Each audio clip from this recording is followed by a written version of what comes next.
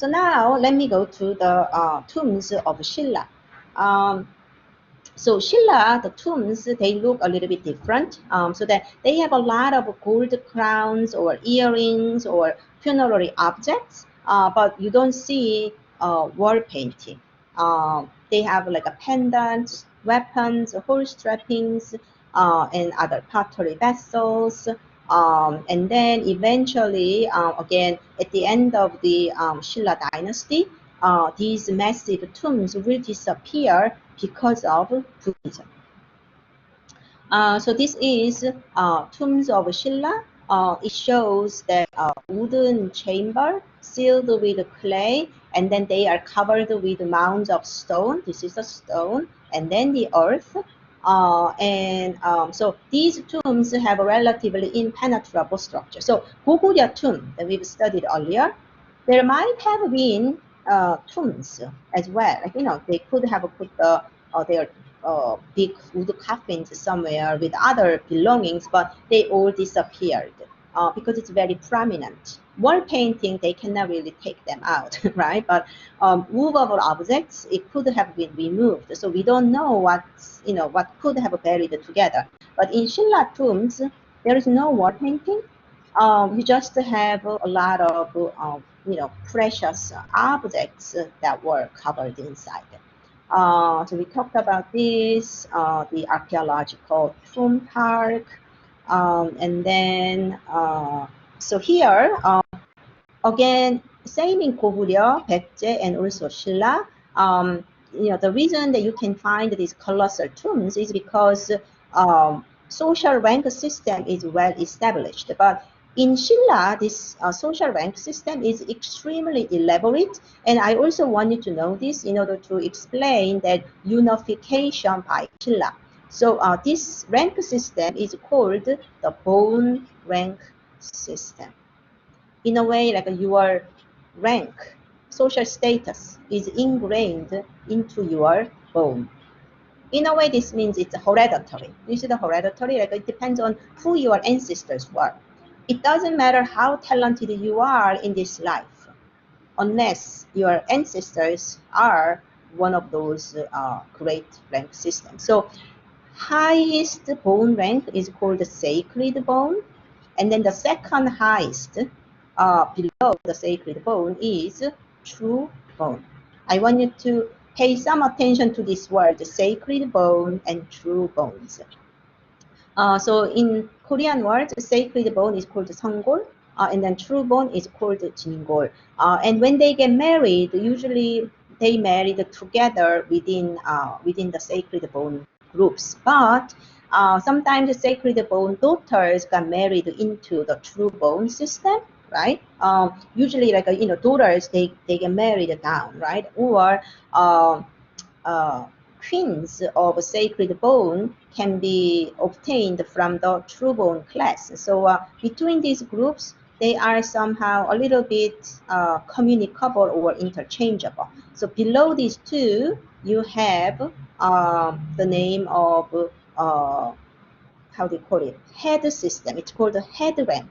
So other than true bone and sacred bone and true bone, you have 6th, 5th, 4th ranks, and it starts. So it starts from the first, and then the highest is 6th, and then but depends on your rank system. The government positions are predetermined. So for example, Seonggol would be the kings, they are royal family. But if you are from the Jingol family, you can get married into the royal family and you can serve all government ranking. You see the true bone?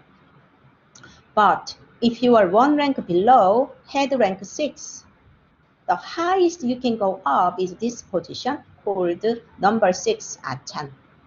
You can never go above Achan. You need to bear this in mind. It will become again and again a problem. So here, Yukdupum, I want you to remember the name Yukdupum, head rank 6. A lot of talented Buddhist monks that we are going to study next week, they come from this class, Yukdupum. If you are that Songgol family, usually you will be king and or the queen, and this is again reproduction of funerary objects in mannequins in historic museums. So if you go to the funerary sites, we are only going to see the golden crown, a lot of earrings, and then sometimes these gold necklaces are sewn to their clothes, like their jacket. And then we have a belt. Belt is very important for nomadic tribes. So we have a lot of belts. And some of the items for the belt is bronze mirror. Bronze mirror can be hung from the belt. And then the shoes. You don't see shoes here, but again, the funerary objects will be gold shoes. So going here, how many tombs were there? So far, we counted about 1,800 large and small tombs. And then out of that, 150 tombs are relatively large, like the one that you saw in archaeological park. So they may be kings and prominent members of the royal family.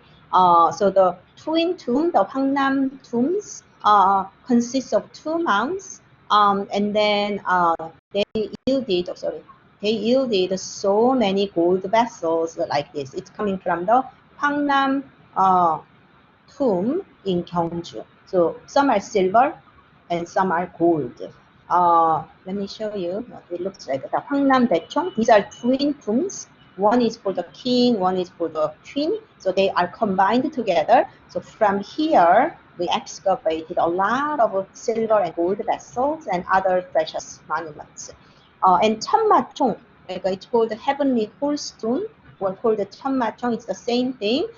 We got a very ornate, almost a full shape gold crown, and along with the other, 11,500 artifacts. And then we also got this mud guard. This is a mud guard, like you have a horseback and you put like a large rectangular blanket kind of mud guard, and only there is a painting of this figure.